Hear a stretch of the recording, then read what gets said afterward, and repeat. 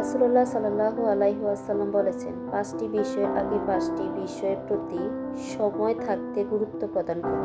বার্ধক্য আসার আগে যৌবনের, রোগাক্রান্ত হওয়ার আগে অসুস্থতা, দারিদ্র্য আসার আগে সচ্ছলতা, ব্যস্ত হয়ে যাওয়ার আগে অবসর সময়, মৃত্যু আসার আগে জীবনের।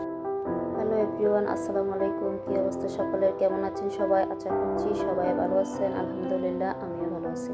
আজকের ভিডিওটা হলো মানুষ মৃত্যুর সময় কী অনুভব করে। আশা করছি ভিডিওটা স্কিপ না করে সবাই আমার পাশে থাকবেন। বারি ইবনে আযিব রাহমাতুল্লাহ থেকে বর্ণিত, রাসূলুল্লাহ সাল্লাল্লাহু আলাইহি ওয়াসাল্লাম বলেছেন, যখন একজন মুমিন মৃত্যুর কাছাকাছি পৌঁছায় তখন আসমান থেকে সুন্দর ও উজ্জ্বল চেহারা ফেরেশতা আসেন। ফেরেশতারা জান্নাতের সুগন্ধি ও কাফন নিয়ে আসেন।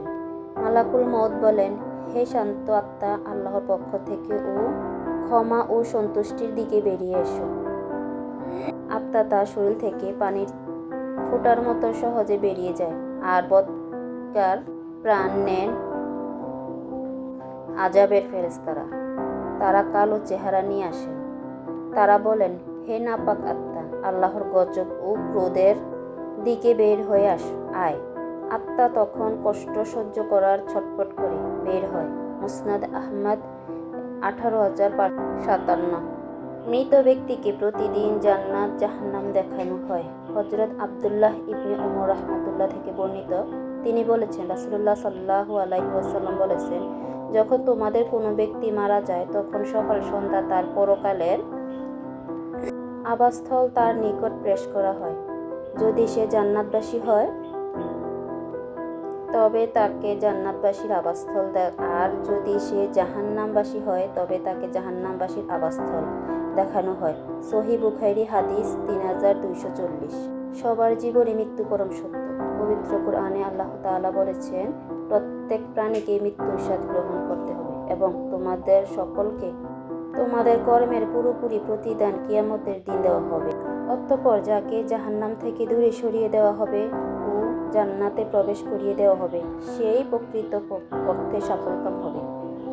আর বিপরীতে প্রার্থী জীবন্ত প্রতারণার উপকরণ ছাড়া কিছুই নয়। সূরা আল ইমরান আয়াত 185। মৃত্যুর পর পরকালে সফল ও জীবন জান্নাত লাভের জন্য পৃথিবীতেই প্রকৃত গ্রহণ করতে হবে এবং বেশি বেশি নেক আমল করতে হবে।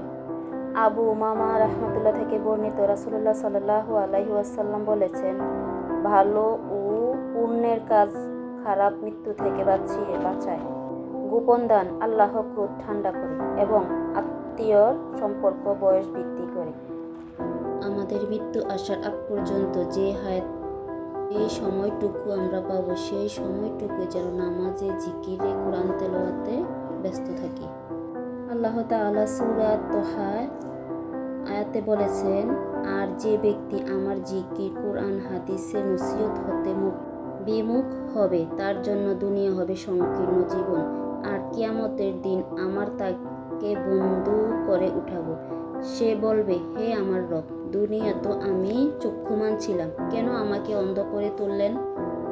আল্লাহ বলবেন, হ্যাঁ, এমনিভাবেই তো আমার আয়াতগুলোকে তখন তোমরা নিকট এসেছিল, তুমি তখন তা ভুলে গিয়েছিলে, ঠিক সেভাবে আজ ভুলে যাওয়া হচ্ছে। সূরা আত-তাহা। আল্লাহর কাছে আমরা বেশি বেশি চাইবো আমাদের মৃত্যুটা যেন হয় শহীদি মৃত্যু। আল্লাহ হাফেজ। আসসালামু আলাইকুম ওয়া রাহমাতুল্লাহি ওয়া বারাকাতুহু।